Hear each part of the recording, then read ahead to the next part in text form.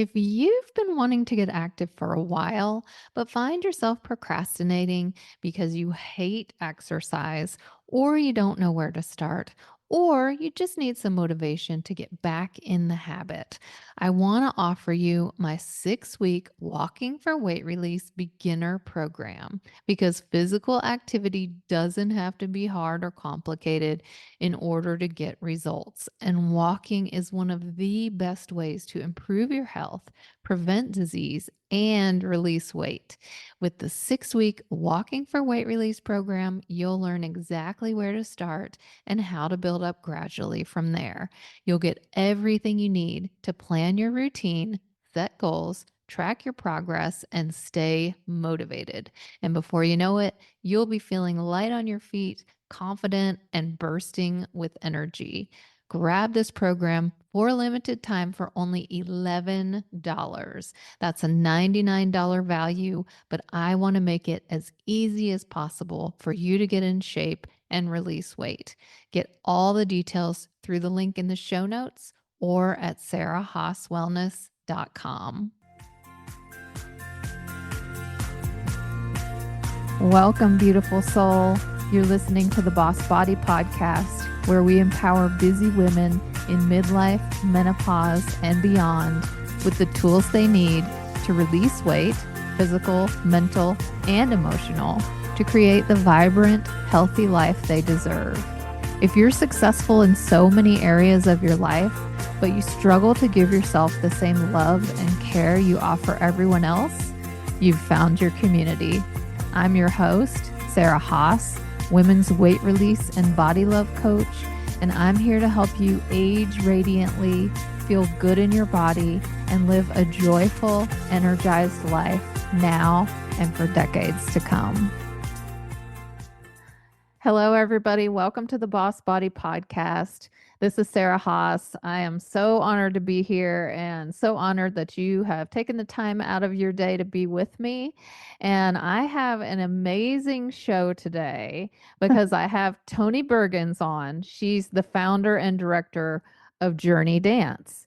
And one of the reasons I wanted to have her on, well, first of all, as you know, as a nutrition and fitness coach, body movement is very important. It's not just important for your physical health, but one of the things is a lot of us have become disconnected from our bodies, from the present moment, and we ignore the body's signals. We've tuned out hunger, we've tuned out thirst, we've tuned out being tired because we're busy and we're doing this and that all the time, and we just don't have time for it.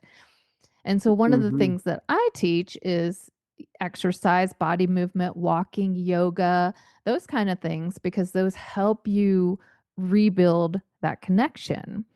But another way of doing that, which Toni's going to talk to us, is through the movement of dance. And that's not just about coming into your body. It's about what's inside, our feelings. We tend to numb out. We tend to ignore and stuff those feelings down with whatever. It could be food, it could be work, it could be alcohol, scrolling the internet. And when you move your body, you can allow those feelings to start to flow.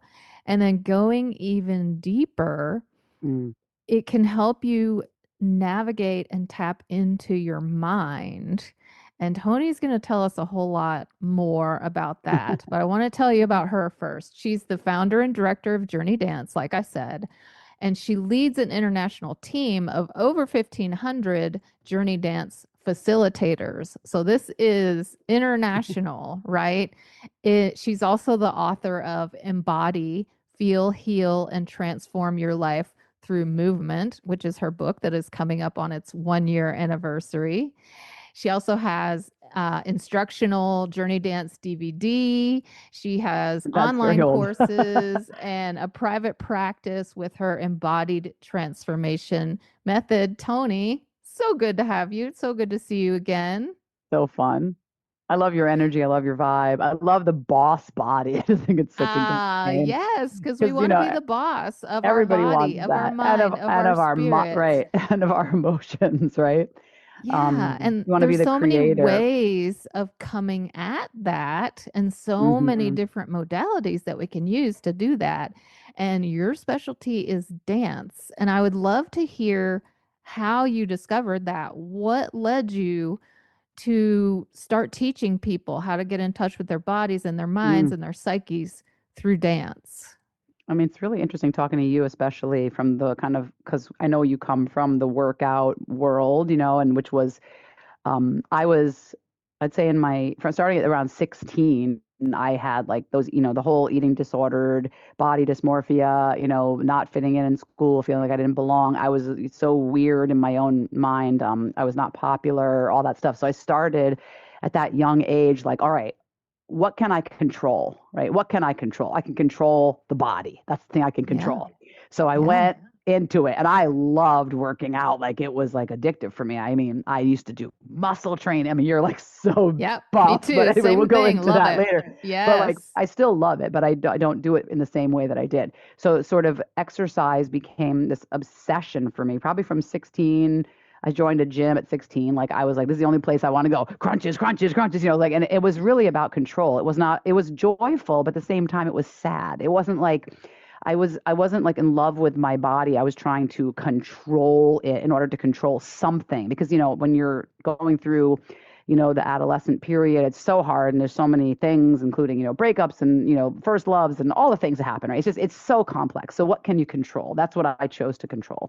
In my family of origin, like I couldn't control anybody, so I thought I could control myself, right? Yeah, and so So many of us experience that, and you have to use absolutely. what's available to you That's why there's so when you're many, I that mean, age because you're exactly. not in control. You don't have control. You're under the influence and control of whoever's in charge of you. Exactly. And I think that many young girls and boys, but mostly young girls do experience something of this nature because I mean, I remember talking to my friends later, my high school friends much later, and everybody admitting that like we were all in that same vortex together. I think it was very, very pandemic at that time in the Yeah, 80s. It was very because the 80s was oh a yeah, weird time anyway. I don't know if you grew up in the 80s, but if you grew up in I the 80s, it was did. all about like Oh yeah, looks and vibe and the brands and blah blah. It still is, but it's different now. Now we have social media. The whole world's different, but yeah. it My was way of very coping specific. was trying to be perfect in every Yeah, way. Look absolutely. perfect, act Yeah. perfect, please everybody, make perfect grades, be good at sports, never Right. fail.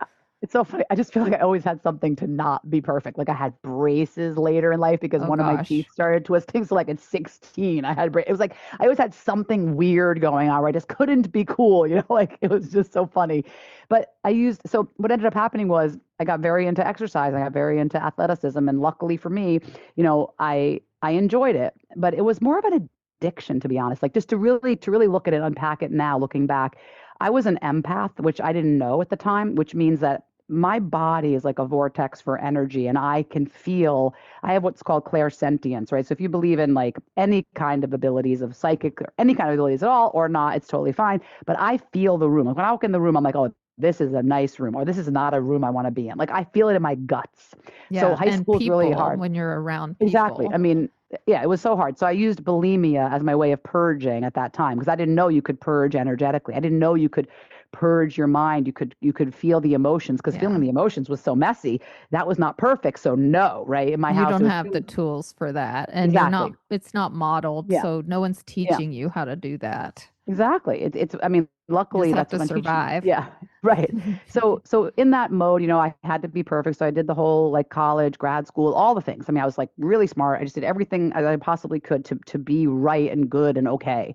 And I remember this vividly where I I actually had never been a dancer like of the type that I am now. I mean, I love to dance and move and celebrate and be and have fun and do all the things, but I never considered myself a dancer. I didn't really, I wasn't successful in those kinds of environments. I could do aerobics because it was very easy. Those choreographies are a lot easier than dance was, because I mean, just Yes. to be honest, it's a lot more complex when they just go further and further into these choreographies. So I really I was really good at aerobics. I got all into all that stuff. And then what happened? This is the pivotal story that changed my life. Literally, I said my life literally changed on a dime. Like I had been going to Jeff Martin's studio, which was like this really hot studio in New York, and you have to call and get your spot. So you'd be close to the teacher, but on the left. So you knew exactly because I knew I could Oh, wow. follow the best step if I was KK or LL or MM, which is like right here.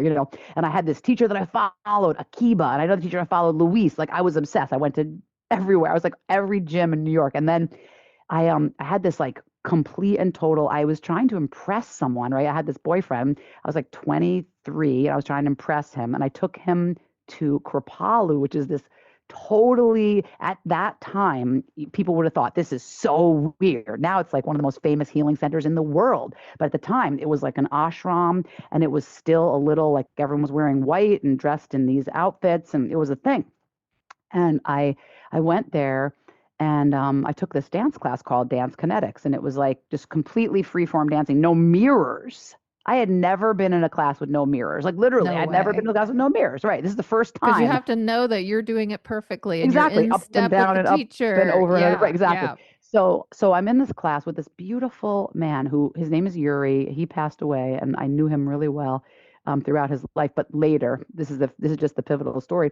So he's like totally out with his wounds and who he is as a person. He starts the class with like this is like 90s, right? So this is when we were still wound culture was very common where you'd tell your story right away and nobody would be shocked by that. I was shocked though. I was a New Yorker. I was like, oh my God, he just told me like something so personal. I'm not going to share it with you even. It was so personal. I would never have told that to anyone. But he said because of his life history, the only place he feels safe and comfortable is on the dance floor. And I was like, wow, this guy's deep. I was like so young and I danced and I literally had an out of body, in body like slam. It was almost like I didn't even realize I wasn't in my body.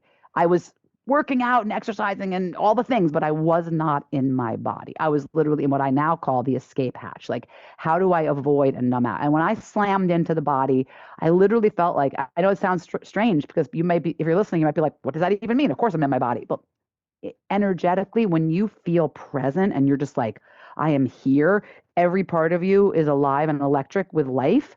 There's a difference between how we normally feel. Like, because numbed out is not the same as what I felt. And I burst into Yeah. tears. I cried and like just, I don't know how long it lasted, but I was hysterical, like having a catharsis, like something that never happened to me before. And I'd cried before, but not like this, not like a cry of joy.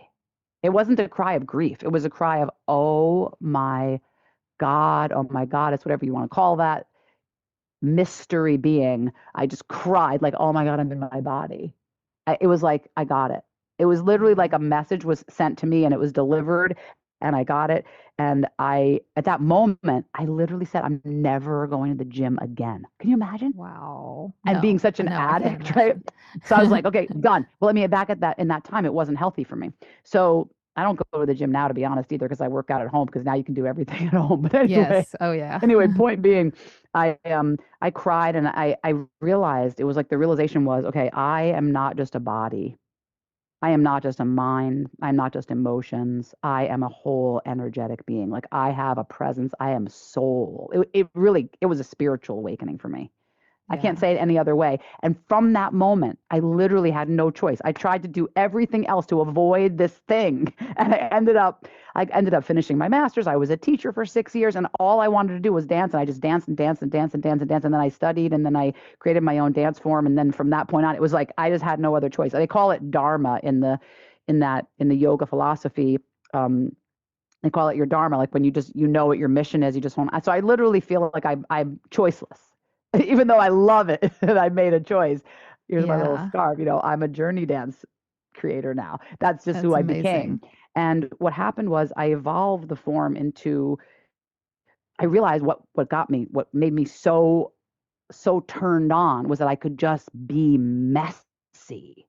I could dance like this and be all my emotions and like get weird. And it didn't matter what it looked like because there were no mirrors. And it wasn't about like trying to look good or perfect or steps or any of that. It was literally just complete free wildness. But yet there was a container. And I slowly learned how to make the container even more accessible and more powerful and more amazing. And I studied, tons of different things and brought all my psychology. I was obsessed with psychology all my life, and my mother was a therapist. I brought all my psychology to the dance floor. So then the fire, which I created this thing called the fire ceremony, became a time to purge anger, past trauma, you know, lineage trauma, whatever you're inheriting and whatever you're bringing forward. How do you become the game changer of your life? And because it just changed my life, and I just never was the same again. People would be like, "Wow, who is that?" Like I literally was a different person. It was almost like I just woke up. That's really the story. And that's why I do what I do. It's not because, some like I could tell you all about the somatics and how it's powerful and all the things it does for you scientifically, but that's not why I do it. Does that make sense? Oh yeah, it It was does. And a it was it's an awakening. It was like, I'm yeah, here. it was a My jam is what I do. Yeah, divine moment, it absolutely, that was. just said, boom, lightning bolt, this is what you're Yeah. meant to do. And Yeah, I mean, I never was gonna train anybody. Like I never had any fantasies of like, oh, I'm gonna become a teacher or trainer. I was doing this thing and one day I was like, I'm not doing dance kinetics anymore. I'm doing something totally different because I was doing a completely different thing now. And I was like, I'm gonna call this journey dance because I'm taking people on a journey. That's what I'm doing. So I'm journeying you from embodiment where you get into the body and you're rolling on the floor and there's all these floor work that I created, learned, and pushed put all together into like a it's all organic. You never feel like, oh, now stand up, now get up. It's not like that. It's just one flow and you just go with it. It's almost like the person who's taking the class has to just let go of control, ha ha ha, because that's what we're trying to do, and actually feel. So I've created a container so that I could feel in a controlled environment, right? So like it's got a container that because sometimes we're so afraid to just let ourselves feel, as you talked about with the numbness. So the container is about letting yourself feel, whether it's joy, which is so much of the work is joyful, sensual, that whole sexuality piece gets to be exposed in a good way. Um, Feelings, emotions, anger, rage. Some people just have never, I don't know if you've ever tapped into rage, like as I'm sure you get a lot of women in your program. This is a women's program, correct? Um, there's a sacred rage that when we can tap into that, to release it, to feel it, release it, and just empower yourself to say no, set boundaries. All these things we're not taught. We're taught to people please, fawn, always no conflict. I mean, women, I mean, you said boss, and I'm like, all right, let's do it. yes. But from the divine feminine, from that place of like, I know what is good and right and what is beautiful and we're mothers, we're caretakers, we're creators, we have the womb. Like there's so much to us that is so just built into the system that of course we're going to be different when we step into our power, you know? Yeah, So power was I'm really about exactly the empowering word. women. I mean, you're empowering women and in so many different ways. And the nourishing, I love that your other work is about nourishing because I feel like the dance gives the person and me the opportunity to feel the whole spectrum. Like nothing is cast out, nothing is abandoned, nothing is compartmentalized and put away. Of course, you do that in the public world, but on the dance floor, you bring it. You say, okay, I can feel, mm, Yeah. I can feel, like I can feel, yay, like a bees. You get everything. Some people have never been silly in their whole life. They would Well, never yeah, dance with a scarf. Like what and is, as this is women, it's discouraged. It's really exactly. discouraged. So many things are discouraged. Showing emotions is like showing weakness. It's like, oh, women are so emotional, and Oh my God, right? emotional is a bad word.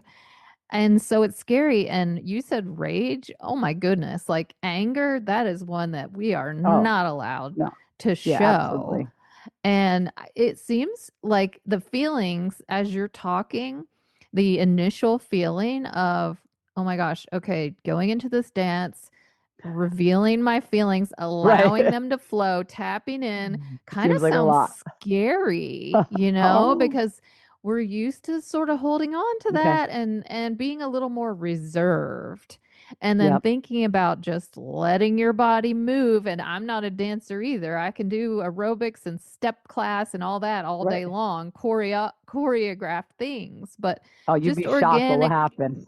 movements, like all of those don't seem that we're not used to it. So it's not going to immediately like Yes. think, oh, that sounds great. That I'm going Let's to think of just it. Let's think of it naturally differently. blend into that. Yeah, yeah. So the way I think of it, like, I mean, I've been doing this for so many years now that I'm so wild that like it does nothing scares me in that area, and I've held so much space for. I think I've taught over 200,000 people because I teach Wow. Ekpertalu. I mean, because hundreds of people come in, and I started when I was so by the time I was like 25, I was subbing, and by the time I was 27, I was teaching. So I've been teaching for a long time. So I've met hundreds of people that have come through that place, and I've offered my full, I never go halfway. Like I'm not a halfway person. Like I go full on every Mhm. time. So like if someone were to show up, people would say to me, they'd say, they can't even, they're like, that was the most fun I've ever had in my life. I'm like, okay, so that's number one. Let's say it's the most fun I've ever had in my life.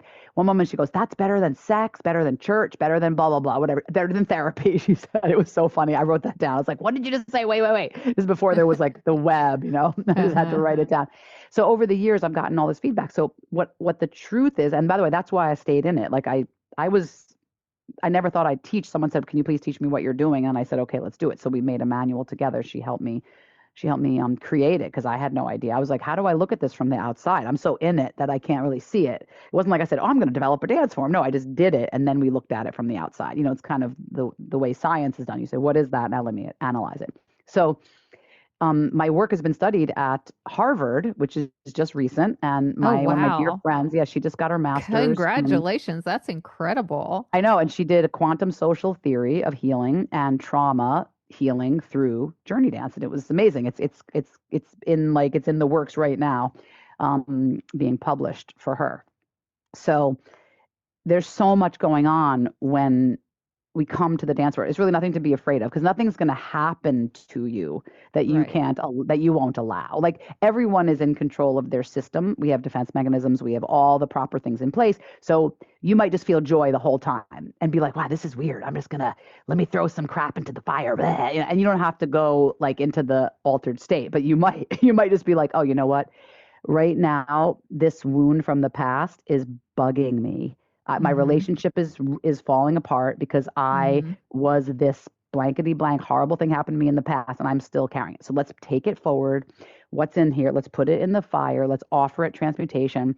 Let's say, how do I feel this? Right? I have to feel it. The whole point is, Louise Hay, the originator of Let's Feel It to Heal It, she was right because the body is an energy system. So Bessel van der Kolk, he says his book, The Body Keeps the Score. All these phrases, they mean something. The issues are in your tissues. These are great phrases so that you can say, okay, I'm nothing to be afraid of. This is me. So if I'm afraid of myself, it's either you're afraid of yourself or you're not.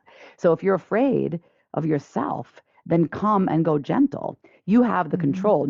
I'm not telling you what to do. I'm offering music and saying, does this make you feel joyful? Does this make you Yeah. feel sadness? Does this bring up frustration? I never tell anyone, go and feel your pain. That's not my thing. I'm like, what is in here? So it's a very gentle process, actually, of uncovering yourself. Like when I had my big catharsis, nobody told me that I was going to cry. No one said, feel your sadness, come back into your body. It just happened because I was open to the dance. And the music is a transportative portal creator. I mean, I don't know how else to say it. When you listen to music, it's like, so the music does so many things to your brain. I wrote about Oh, it all in my yeah. book. You want to know about the brain, you want to know about the trauma, it's all in the book. But I like to stay in the personal, so when your brain is on music, it does actually shift your perception. It's almost like it puts you in the observer state. Like you're in it so much, and then you're Yeah. also able to see that you're in it so much. We are such complex beings. We're so much more than one thing. Yeah. And That's music what I learned. scientifically changes the brain. Different Absolutely. things are activating while you're listening to music and when you're moving your body. And so the combination of the Yes. two is is pretty powerful. And so are you when you're teaching, are you talking or do you just choose the music for kind of what you think is going to be helpful for that group at that time? Is there like a guidance Mhm. type thing? Yes. Explain how that Journey dance looks. is totally, it's a guided form. So you will always be held. It's not like I just put the music on. There are definitely forms that put the music on and you go for it. And that's a little bit like less container than we have a little tighter container in Journey Dance. So my container that I created and that I teach all my teachers to do, there's a container. I call it, there's guidance, there's a leader. So it's called Journey Dance because you're being led with a guide. So Right. everyone is very much uh, trained in trauma informed practice and all the things. So we you be led in the movements a little bit, and then you'll be free in song after song, and then you'll be guided. Step into your emotional body. What would it feel like? So I'll give you an example. I have a process called move a mountain with your mind. Okay. So, people talk about the mind. I'm sure you've heard of Joe Dispenza. Like, there's so many things that we could do with our Yeah. mind. So I Yeah. say move a mountain with your mind. So I'll give you an example of the process. So the whole room will be dancing and I'll play a song that has all these beautiful lyrics and I'll talk about, and it has this edgy kind of beat to it. And I'll say, what is the mountain in your life that you need to move right now? Something that you want to move, that you want to shift, you want to change, a situation, yourself, a person, the world. Whatever it is, it's all good. Dance that. So I have you press on the space, and that pressing on the space is a somatic release, right? It's called discharge. So we're pressing, push all of the mountains now into the middle. So now we've got this mountain range. Everybody's got their mountain in the middle. Okay, so then I say, let's step back now. How do you transform something? How do you do it? So I don't tell anybody what mountain to move or how to do it. I just give them Mm-hmm. these cues. It's a very gentle guidance. So we come to the edge. I say, so when my kids were small, when everybody was upset or whatever, I'd say, let's do opposite day. Let's have breakfast for dinner. Like I'd just be silly and try to shift the energy, right? Let's do that. So what would be the elixir to this mountain? Let's say your mountain is, I don't know, you're in the middle of a divorce and you want it to go smoothly, or you don't want to break up, or you do need to set a boundary and break up. I mean, there's so many mountains, right? Yeah. It could be the world. You could be wishing for peace. So whatever it is you want to happen, your ideal outcome, become the elixir, I call it. So now I have everyone dancing. So now I play different music, and now we're all like, okay, what would my elixir be? So I say, what would your elixir be? Would it be love? Would it be, joy? Would it be prayer? Would it be peace? What would it be? So you become that. And then we take that and dance it over the mountain, right? So this is a psychological process where your mountain is in the middle. We're not saying you don't have this problem, but we're saying, what would I take to shift that? So let's go further. So now we're all dancing our elixir over this mountain range. I say, so let's break this mountain range down. Let's make this fertile soil. Let's change this mountain range. And then everybody gets in the middle. I mean, we have 60, 100 people, 40, 10, doesn't matter. We're all doing it. So then we step away and we do like a group process. We'll have everyone now go to a little group and you're going to show each person your mountain and your elixir. So now they have this option. Okay, I have this, but I also have this. And it's empowering to know that you know the elixir, you have it inside of you. Whether it's going to happen in the outside world is not our issue right now. Right now we're saying, oh, Right. I can feel differently. I can look at the situation, have it outside of me for a moment, and bring my own medicine to it. That's what I'm offering people to do. Then Yeah. we take it and we do like a big alchemy, which we call which I do a fire ceremony. But that's just like one segment. There's also a moment where I will say this is what we use. I use these. I did psychodrama for many years, and this is a scarf, for example, is called projective object. It's like a costume, but it's not. I say this is your heart. Let's ball it up into a small ball and hold it in our arms. How is your heart? And the song will play, and I'll give a few gentle guidance. What would you like to whisper to your heart, or what is your heart whispering to you? Like what's going on inside? But when you're in that musical altered state, it doesn't feel like a therapy session. It feels like da da Yeah. da da da You're da, right? And your nurturing dance your heart, which we all exactly. need. Yes. Yeah. It's just like a physical manifestation of what you need inside in your heart, in your emotions. And the reason why it works. So it's hard to explain this in like words, but it's very experiential stuff. I mean, people study everything, there's science on everything, but psychodrama is basically the art of taking the internal world and externalizing it so that you can see it.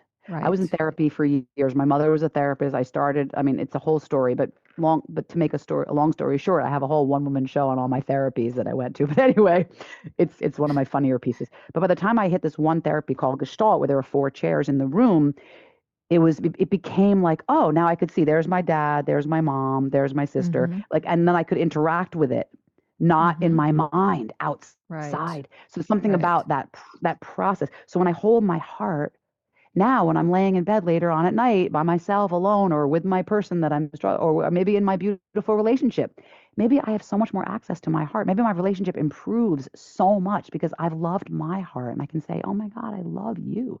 Because I can't, if I don't love me, how can I love another person? So basically, that's the Oh, healing. yeah. So there's healing all along, and it goes from, the embodiment all the way to prayer. I call it prayer because even though prayer is a very charged word, we all are constantly in prayer because every thought, every vibration we send out, we're attracting back to us our truth, right? So if Yeah. if if your life is looking really messy, you got to go inside and say, what am I thinking?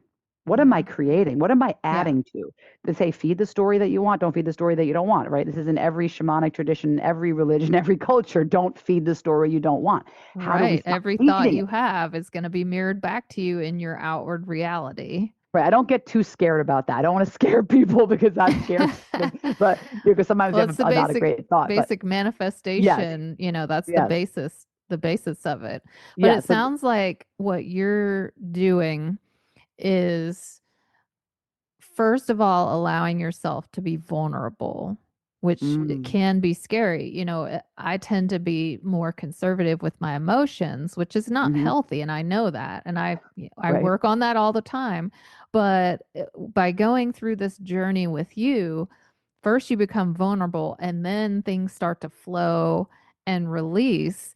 And ultimately, that is how you become powerful. That's how you Hmm. become your own boss. And Because then centered, right? Yeah. you can express emotions not just for yourself but in your world, standing up for yourself, setting boundaries, allowing anger when anger is the thing that Appropriate. Yeah. Yeah. exactly. Yeah. Because Yeah, so otherwise, all I mean, I that. have so many stories for you about that, but I want to get back to one point just so I don't lose this one thread. So what I want to say about stories and psychodrama and telling your story to the dance floor is that if you have a wound, an Mhm. old pain, like something that is so big, We all do. right, right. So my point is we can't process that. The body is just like, I don't know how to process that. So Yeah.